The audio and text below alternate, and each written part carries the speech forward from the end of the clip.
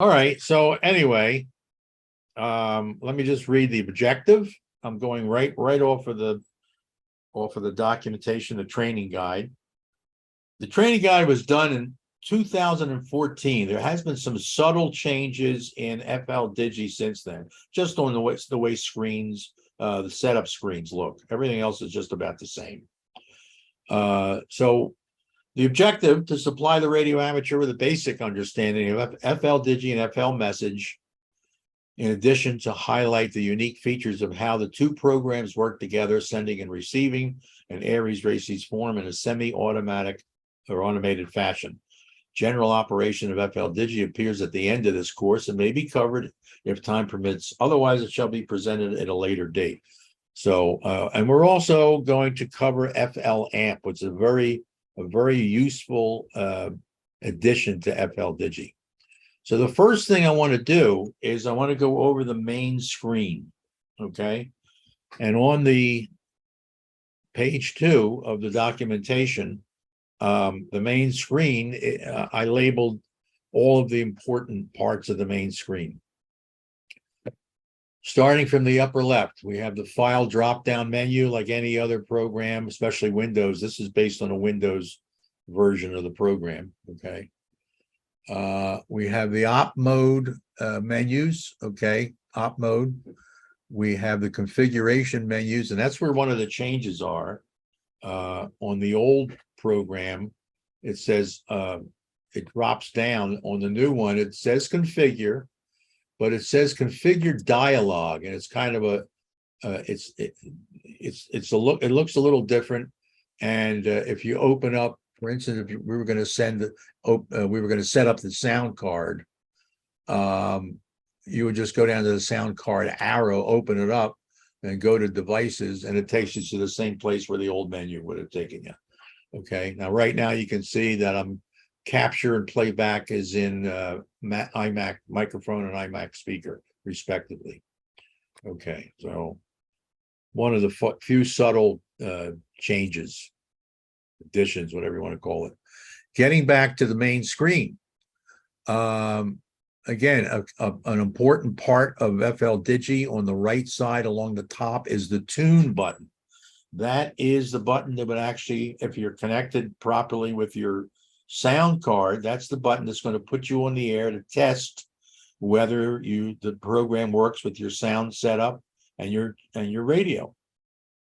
It also, I will show you on here, I'm going to go to tune. I have no radio connected, but I want you to look at the waterfall, and we'll talk about that a little later. I got to move this out a little way. There we go. I have to set up so I can hear the tone. I'm at 1500 on the waterfall, so it's a 1500 hertz tone, and you can see the energy on the waterfall. You can set the I prefer, let me kill it. I prefer to set the waterfall up so you can see your transmit signal as well as signals being received. I wish they would do that on FT8, but somebody asked the guy and he got really upset about it 2 or 3 times. I witnessed it. In fact, Joe Taylor, who wrote FT8, he was in Westchester a couple of years ago, and I was in that session, and I asked Joe, I said, why don't you show the energy during transmit too? What do you need that for? That's all I got. So I didn't push it any further. Okay, getting back to the main screen. The yellow portion, by default, the yellow portion of the screen is your receive screen, and the blue portion, the light blue portion, is your transmit screen. These are 2 default colors. I never bothered to change them. If you want, you can go in and change them. And the line between them can adjust the balance of the sizes between the 2 screens, okay? And anytime there's a question, feel free to interrupt me.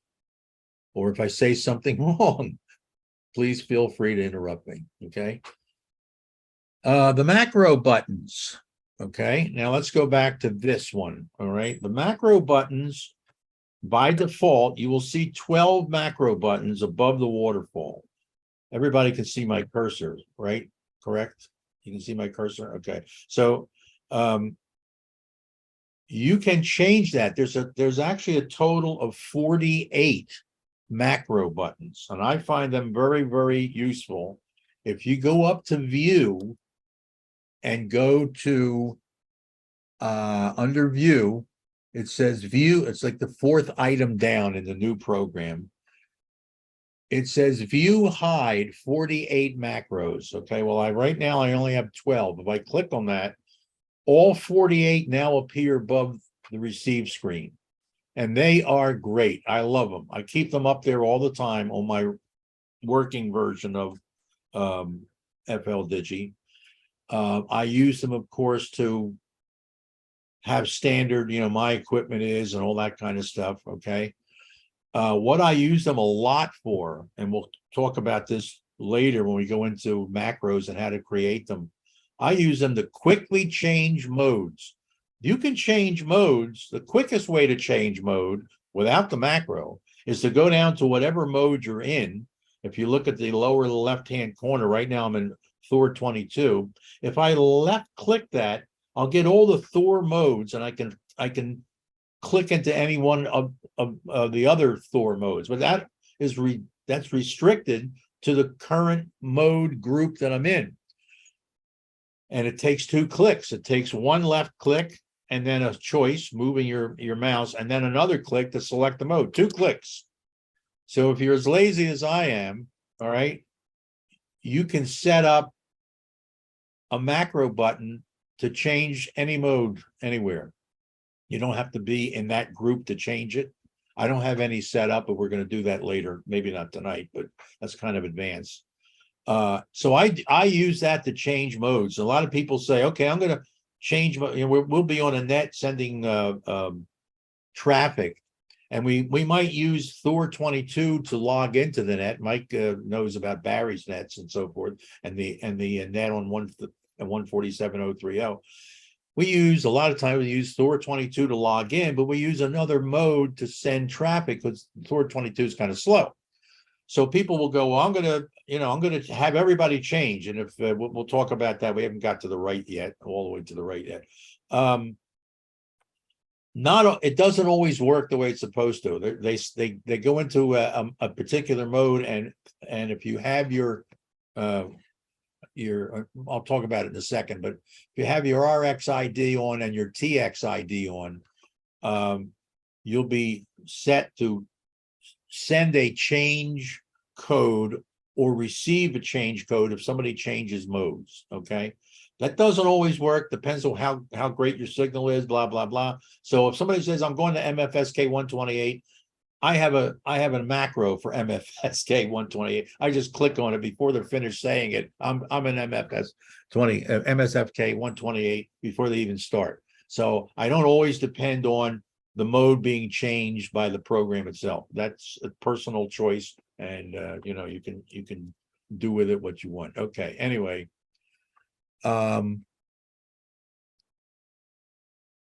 I don't have these labeled, okay, but I feel we've been using them more and more, especially on some of the other nets, and it's always good to do.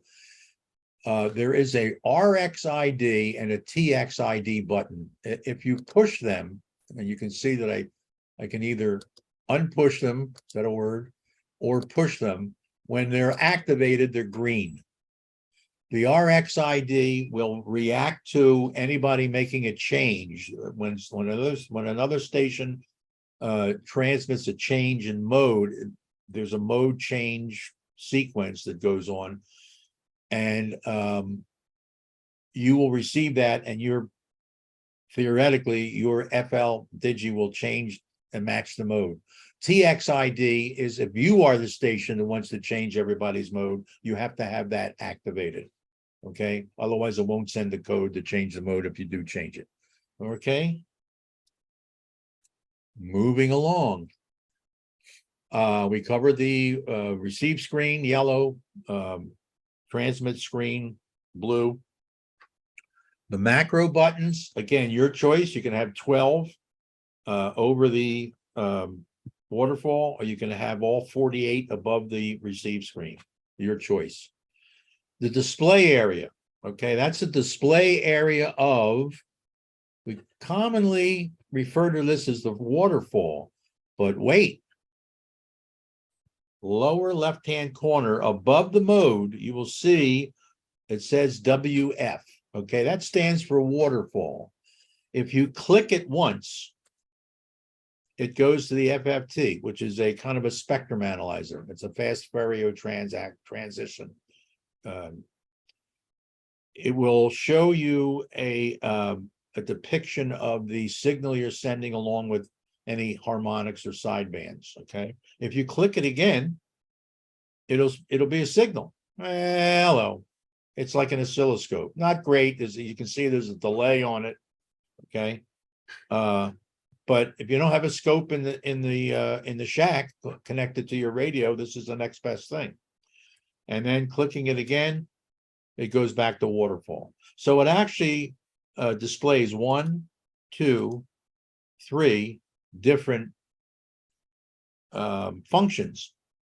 Generally, we call that area the waterfall, but it's not always the waterfall. It depends what function you're selecting.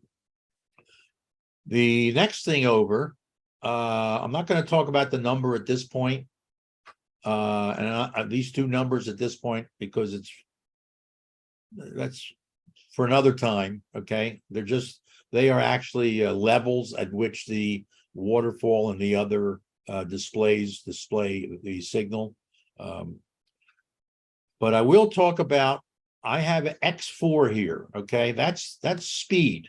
Okay, I'm sorry, not speed. That's the width of the width of what you're seeing, the bandwidth of what is displayed on the waterfall or any of the other things that you look at. So X4, where I had it, and I have a nice big 27-inch monitor. So X4, it kind of zooms in a little bit. I go from 0 to 2,500 to actually 2,700 hertz. If I go to X1, it goes all the way out to 9,500. There's no signals there, so it's not going to help me very much. What you can do is you can choose something that suits your display, and it also suits what the bandwidth you want, the audio bandwidth that you want to take a look at. Okay. And then the other thing that I want to talk about is the word fast. That is the speed of the display. You can have slow, normal, fast. I think it works. Yeah, also it works on any of the displays. So if you want a slow FFT, a normal FFT, fast, I prefer fast because it updates faster. Okay, it's not the fastest thing in the world to begin with. So personal preference, I like fast. Okay, let's go back to our. Okay. All right, so now we're going to go to, we're just under the waterfall, and we're looking at again, what I just covered. The current display mode is that first button. Next to that is the upper signal limit. That depends, that's more, I mean, it works on the waterfall, but it's really more for the other displays, okay, especially the FFT, where if the display is kind of out of the way. I mean, it's let's see if I can demo that. We're going to go to our FFT, and you see, as I go down the minus, oh, here we go. As you notice that when we first started off, the display wasn't all the way. Let's go to the other direction. The display was kind of hidden because it was too low. So if I change that, it'll move the display. It'll center whatever function display you have in the waterfall, the top and bottom. Okay. And the next one. Whoop, is the signal dynamic range, and essentially changing that again will affect the way it's displayed. And these are in dBs, okay? So the first one is at minus, right now is minus 24, which is the, how far down I'm looking. And the other one is the dynamic range, the range of minimum to maximum. You can play around with that to get the displays to look like what you're looking for. Okay. The display scale we talked about. Okay, again, that's the horizontal scale, the bandwidth of the of what the display is showing you. Okay. The display mode is actually a speed mode. Okay. Fast, slow, pause. If you want to study a display, you can actually pause it, take a picture of it, whatever you want to do. Okay. The next one is the waterfall center frequency. And you can see that there are 4 buttons associated with it. The double arrow button to the left will reduce it by 10 hertz. The single arrow pointing to the left will reduce it by 1 hertz. And then the same thing, only raise it by first 1 hertz or raise it by 10 hertz. So if you click on something on the waterfall, maybe you're 1 or 2 hertz off, you can use the arrows to center right on instead of trying to, get real accurate with moving your mouse around. Okay. The next important one is the transmit level attenuator. If you're having trouble setting up your audio,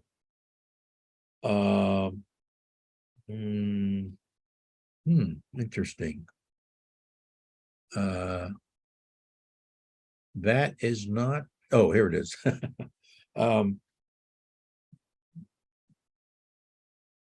Again, I believe it's a whole number. You'll see it. It's a whole number and then points. Okay. So you can really fine tune it. This adjusts the audio going to your sound card. So what you want to do is find some sound cards like the SignalLink have their own controls, but you want to find a happy medium.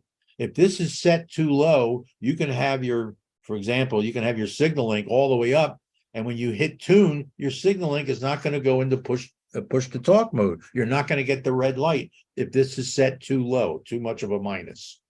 If you have that problem with the SignalLink or any other sound card, look here to see. This goes all the way down to, and we are increase it, but to the left increases it, but it increases the negative. So it's actually lowering the signal. So to the left, you're lowering the signal. I do believe it goes to where does it go to? How far will it go? Minus 30? Goes to minus 30. Well, I can tell you at minus 30, I don't care what kind of sound card you get, you're not going to get it, and it's not going to trigger it. You're minus 30 dB is very, okay. So if you're having trouble with your sound card not triggering, look to this number. And generally it works from minus 3 to work at minus 4, maybe minus 5, maybe minus 6. If it's way below that, it's not going to trigger your sound card. So that's an attenuator for the audio going into your sound card, whether it be built into the radio, SignalLink, or any other external sound card or internal sound card. Okay. We're having fun now. Okay, so AFC in most cases should be off, automatic frequency control. Okay. Now I noticed, let's see. I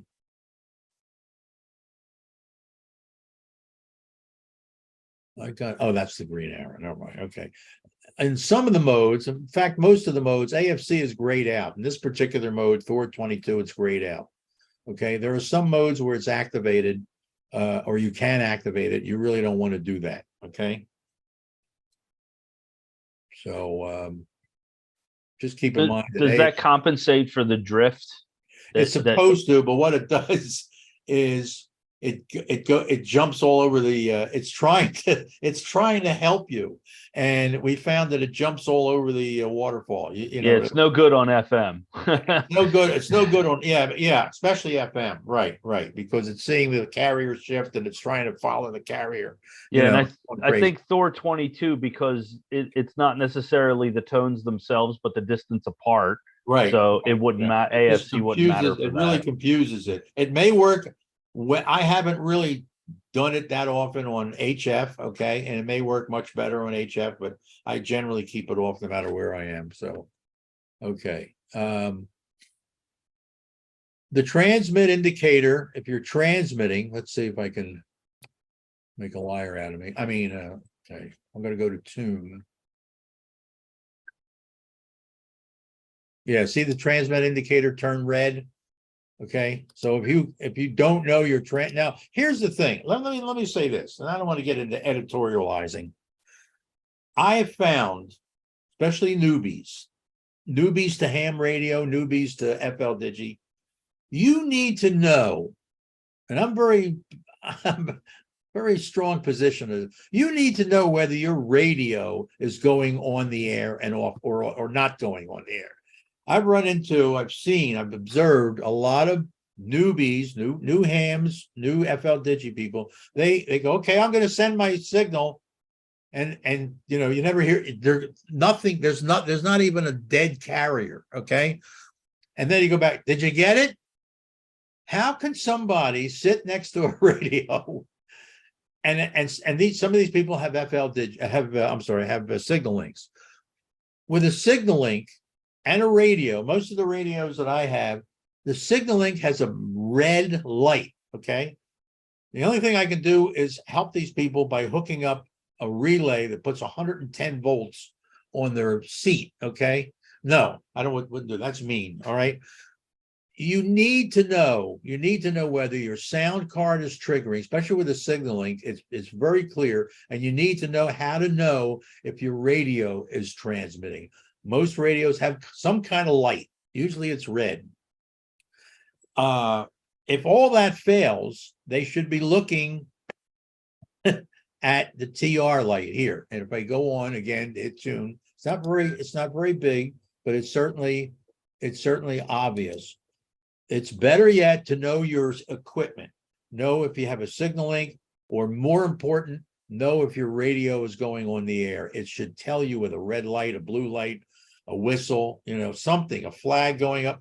Whatever the radio does, you need to know, so you don't not transmit and know you're not transmitting. Okay, that's all I'm going to say about that. But there is a red light here. I don't even have a radio, but it just tells you that FL-DIGI is in the transmit mode. That's about what it tells you. Okay, you need to know what the rest of your equipment is doing. Okay, copies of that speech will be available in the lobby. All right, so the squelch level.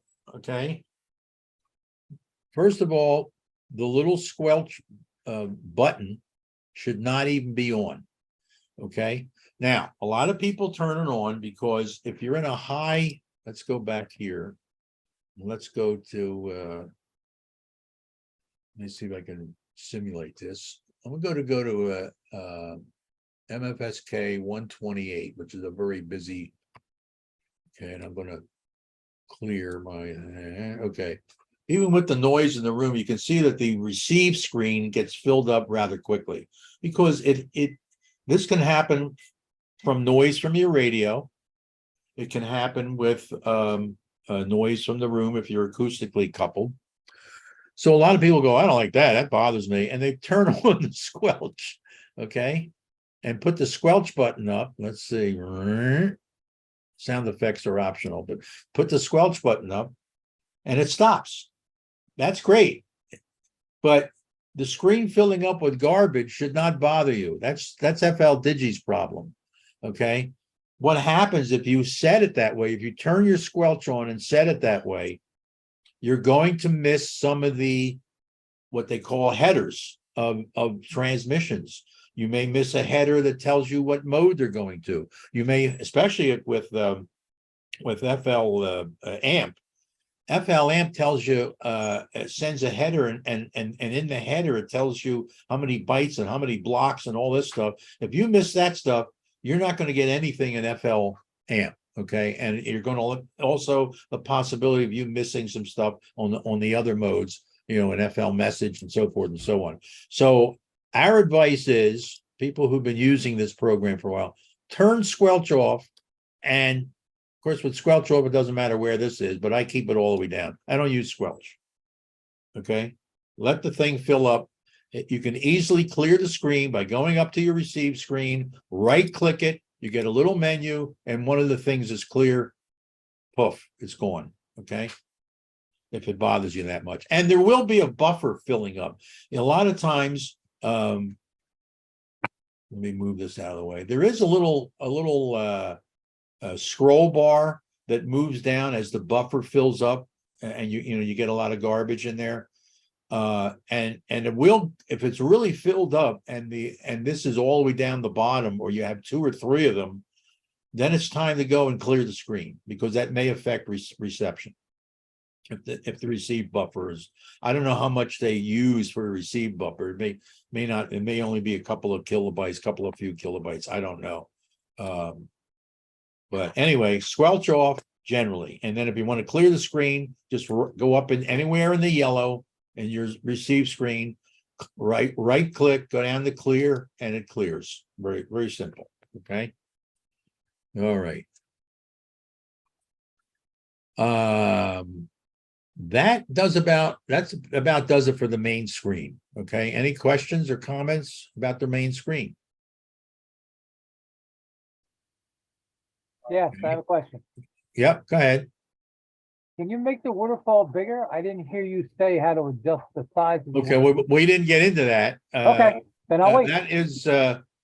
That is in the I'm using default values because I didn't want to throw in a bunch, you make your waterfall bigger and this and that. We can cover that. I believe it's covered in the, I'm not going to say the advanced, but once we get past the basics, then we can talk about those things. I didn't want to throw a whole bunch of stuff for people who are just starting out, All right, thank you, Gary. Yeah, okay, no problem.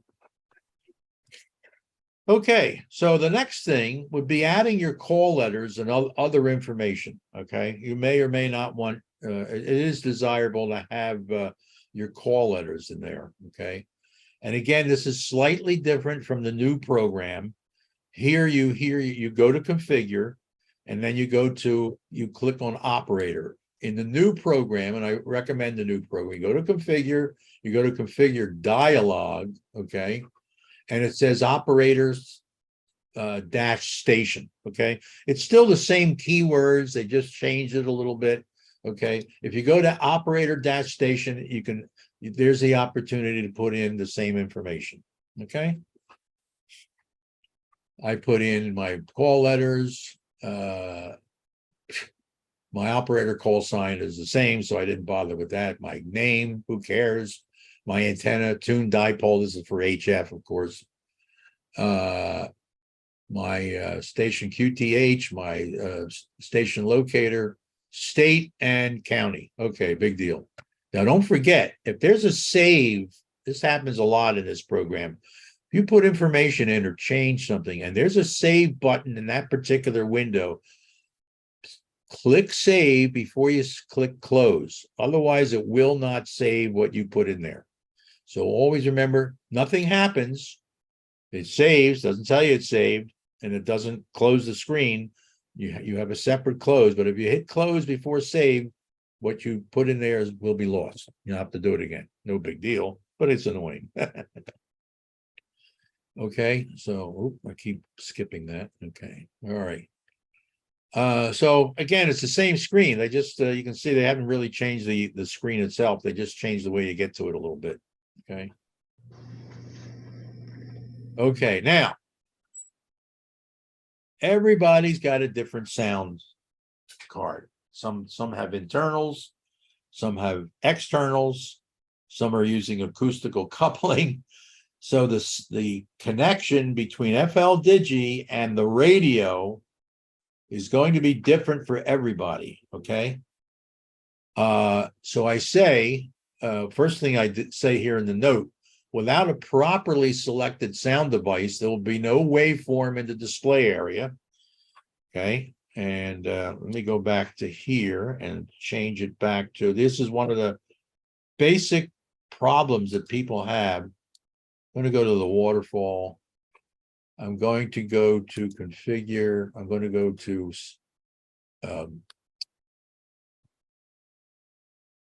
going to go to sound card devices, and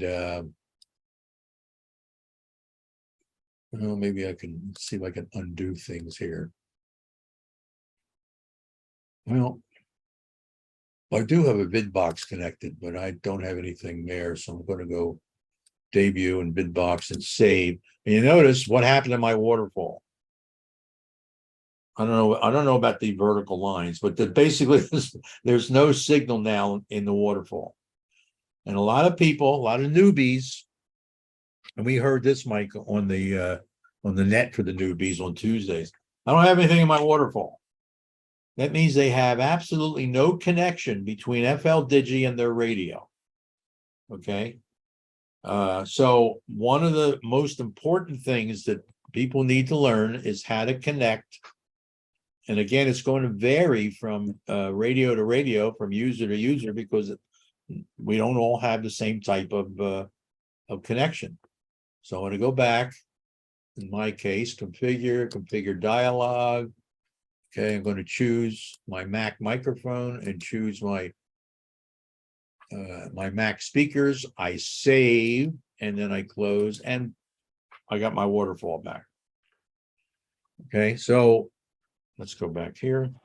So could I add one thing, Sure. Gary? Yeah. And this is just from my personal experience using an older radio. Sometimes with my VHF radio, my waterfall will be dead. Everything is properly connected, but if the squelch is not set properly, it doesn't, it doesn't detect the static. This is Right. so depending on how you have your radio. What radio are you talking about, Mike? Kenwood TMG 707. Okay. Right. Now I'm used to the icons, and the connector cable between the icon and the computer, okay, or the icon and the my signal link is an unsquelched. Doesn't matter where the squelch in the radio is, it's an unsquelched signal. Okay. But yeah, you're right. There are some some connections that the squelch control is in the circuit. And if you have it squelched, it's not going to show anything on the waterfall. Yeah, and depending with Right. the 6-pin DIN, the 1200 baud pin is the one that has squelch, and the 9600 bypasses it. Right. So it, again, it depends upon the radio. Yeah.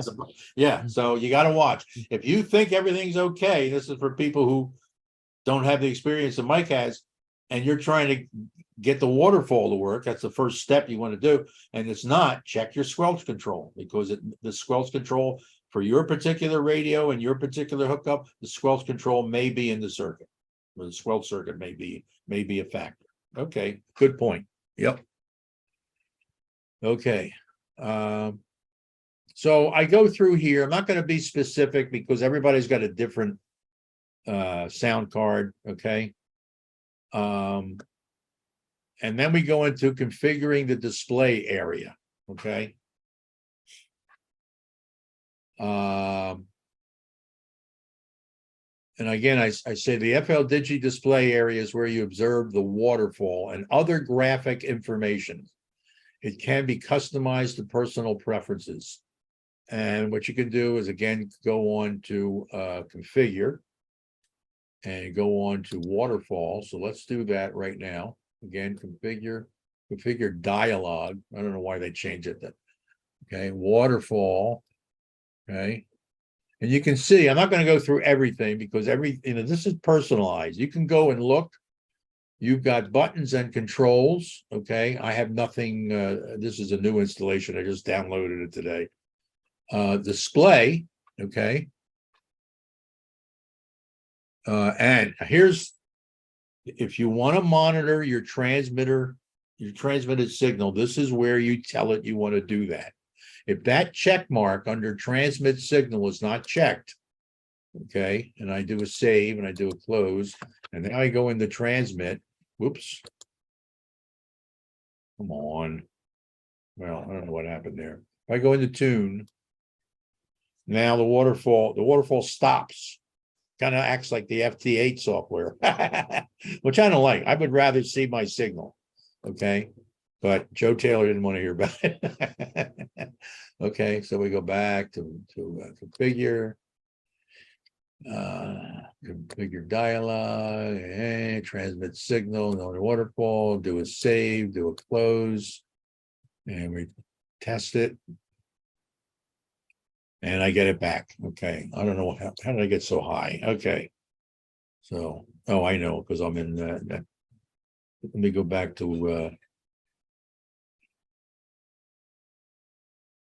I'm gonna go back to floor 22.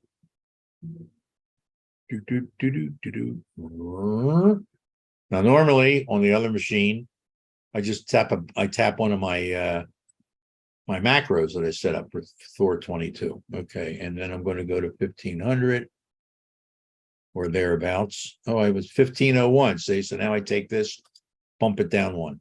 Okay. Not that 1501 would make a difference. Okay, Thor is very forgiving, but I should have my signal now. There we go. So if you want the waterfall to show your transmit signal, that's where you set it up. Okay, let's go back. I don't know what happened to this stuff. Oh, well, maybe we can do this. Let's just clear it, get rid of that silliness. Okay. Hey, I got a question. Yep, go ahead. Why was the screen two different color? Pink and I had highlighted, I accidentally highlighted the text. So it turned it marked the text, the highlighted text with a pink. Why pink? I don't know. We could probably change that color. No, but yeah, huh? I was wondering why the two different colors. Because to show that it was highlighted, I accidentally Horace Heavy Hand over here highlighted it accidentally. Oh, okay. And it to show that it was highlighted, it made it pink because it knows I hate Pepto-Bismol, so it made it pink. And I couldn't get rid of it unless I didn't. So what I had to do is clear the screen to get rid of it. Yeah. Let's see if I accidentally highlight it again. Whoop. I don't know what I did because I can't duplicate what I did. Let's see. Oh, there's pink. Pink seems to be blank, and then the stuff that's highlighted is black.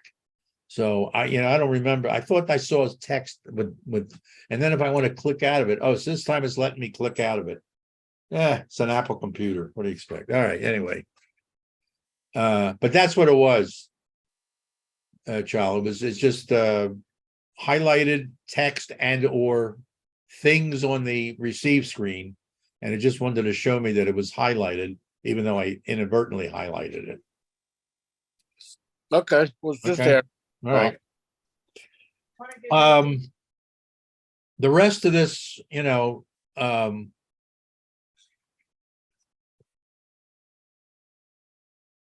rest of this on page 5 talks about setting up some things. If we want to change the color of, signal strength and that kind of stuff, I'm not going to bother going through all that right now. I already saw one yawn, so I'm not going to, we'll just see if we can move on here. Final words on setup. It is advised to disable gray out the AFC function on the display. We talked about that. I remind you again on this. Okay. And now we're going to have a little tour of the waterfall. Okay. Anybody need to take a break? We can. This might be a good time for a little break if you want, or we can move on. What do you think? And all jump at once. Okay. I don't see anybody leaving. So, okay. So, you really, especially the newbies, really need to know and really need to understand the waterfall, because it can be a little confusing. Okay. The first thing you want to do if we're talking about the waterfall is you want to make sure the WF is selected on that function on the lower left-hand corner, just above the mode that we're in. Okay, WF. Okay, waterfall. Again, the choices are FFT and SIG for signal. And FFT, I explained that in here. Okay. Where did I see it? I just saw it. It's a fast Fourier Transform. Okay, which is a fancy word for spectrum analyzer, or sort of it's an audio spectrum analyzer. Okay. So you want to be in waterfall. Okay, and this is, I'm going to read from the text here. This is my preferred setup for displaying the waterfall. If your PC monitor is large enough, and I've got a 27-inch here, but a 13-inch on my laptop, frequencies up to 5,500 hertz can be represented. The frequency scale is visible just above the display area, okay, down in here. Within the waterfall display, active or inactive, there is a red cursor rails indicator for setting the receiving and transmitting center frequency for the current operational mode of FL-DIGI. The rails mark the lower and upper limits of the current mode bandwidth. The display sample above represents a BPSK31 or PSK31 mode with a very narrow bandwidth. So let's switch to our BPSK, and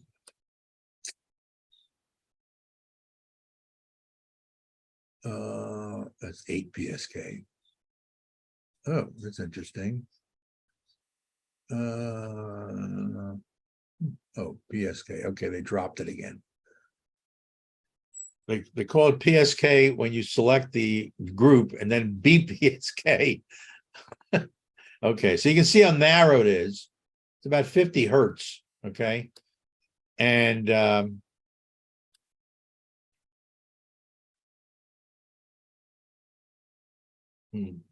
computer seems to be having a little issue.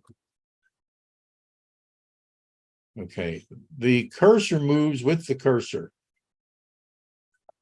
Somebody's tuning up on 14780. Wow. Okay.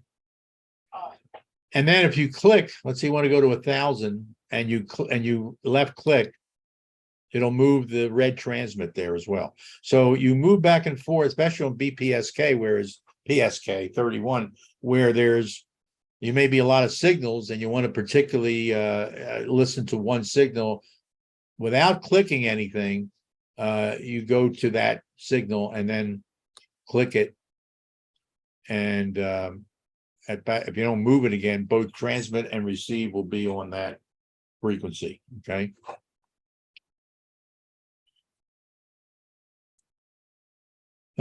So that's what I explained in this text box is move the mouse, place the cursor, blah, blah, blah. Okay. And now we're going to take a look at an active waterfall, and I just show you, we have a real one here, so we don't have to really look at that. But yeah, fast Fourier transform filter and the signal. Okay. Most of the time, I find personally that I use the waterfall. The waterfall will show you all of the signals, that all of the audio signals that are being generated by the different modes or whatever modes you're in, and you can go to that. When we do our nets and do our things on the net, do our exercises and tests and all that, we usually stay around 1,500. Even with the wider, like if I go back to Thor, I go back to Thor 22. Somebody's playing around. Who was that? Raise your hand. I want names. Somebody's playing around with something on the air. So, just moving it to the 1500 and clicking, you want to move it so the center rail is on where you want to be on the waterfall, center frequency. Get it as close as you can. And again, I'm 1 hertz off, so I just use my single left arrow and bring it down to 1 hertz. Now I'm right on 1500. And if I do a tune, that's what people would hear on the air. Okay. All right. We're approaching the hour. I don't want to go too far over the hour because it gets to be a little much on both ends. Okay, so I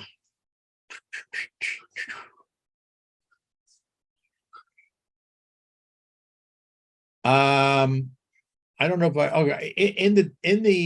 in the documentation I do talk about the docked scope under view. Okay. Well, let's see. Let's see if it works. There's actually a floating scope that you can bring up. And again, it just looks at the audio and it floats because you can move it around the screen. Okay. So if you want to make sure that you're not clipping, you might, if you have your attenuator not set low enough, you might clip, you might see flat tops on the sine waves you're sending. So that's something, and also signals coming in. Let's see if it shows no, it's not going to show your transmit. It's going to only show signals coming in. Okay. Been a long time since I played with these things. And there's also the spectrum scope. Let's see. Okay. That's that is an audio. It's better than the FFT. It's an audio spectrum analyzer. So if somebody is sending their tune, you can actually see the main carrier and the sidebands, and it's pretty cool. Right now, it's just picking up my room noise. Okay. And there's a whole bunch of controls that we can play with. I'm not going to go into it now. It's really well beyond the scope of this particular course. And I also have a real scope on the radio back there. So, but it's pretty neat. Okay. And I think that's it. There's a signal browser, which I'm not going to go into now. There's a lot of material being thrown at you, and I don't want to really overwhelm anybody. So again, some of you may have already be very familiar with this. That takes us really to the end of part 1. Okay, 9 pages. The 9th page is again the FL message main screen. I'm sorry, not again, but the FL message main screen. I don't want to start with FL message until the next time, which would be we're going to do this the 1st and 3rd Monday. Okay, so I think we're good for the first evening. I think we've covered pretty much what I wanted to cover. We covered half of the guide, with the exception of the FL message screen. We can go into it if you want. Who wants to just call this an evening here? Because we just covered a lot of stuff. Who wants to go on to FL message just for real quick? I don't see any reactions to anybody. How about some oral reactions? What do you think, guys? Yeah, Gary, this is Bob. I got to jump. Thanks again for for running this DigiNet, and let me know when you need me to host it. Okay. All right. Well, yeah. See, when we first started this, we thought we were going to be on the radio, so we would have to take check-ins and all that stuff, right?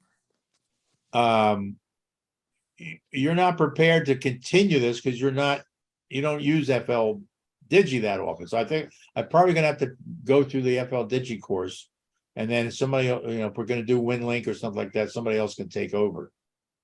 And we don't need a a net control operator, because we're going to be doing it like this. If we do go in the air, we can use, of course, we can use the repeater, but it's not to run the net. So things have changed in 2 days. 2 days ago, I found out we were going to be doing Zoom instead of doing everything on the net. Yeah, I agree with you, Gary.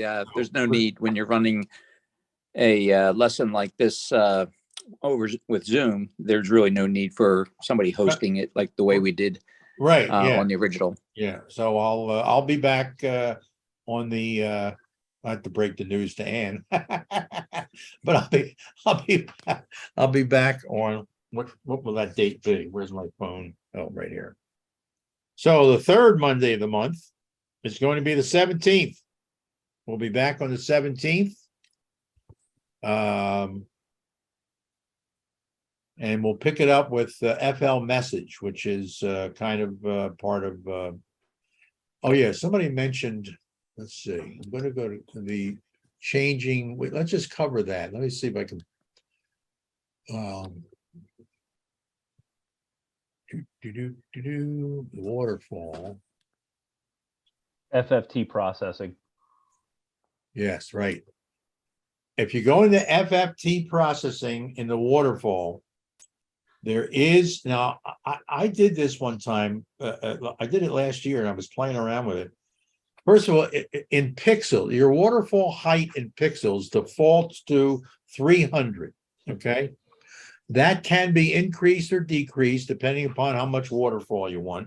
It will take away some room from the two screens. It starts to move it up a little bit. So on your transmit screen, it'll move it up, and then you can readjust your split if you want. But be cautious.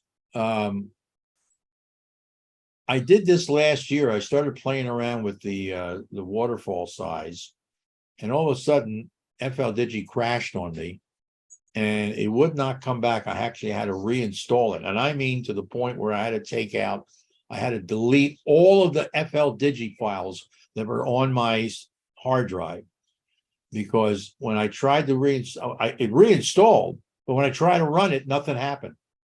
There was some kind of corruption with the original. It keeps a lot of the file. When you get a new version of FL-DIGI and download it, the good thing is it remembers your settings. It remembers if you've got macros, and remembers your call letters and all that.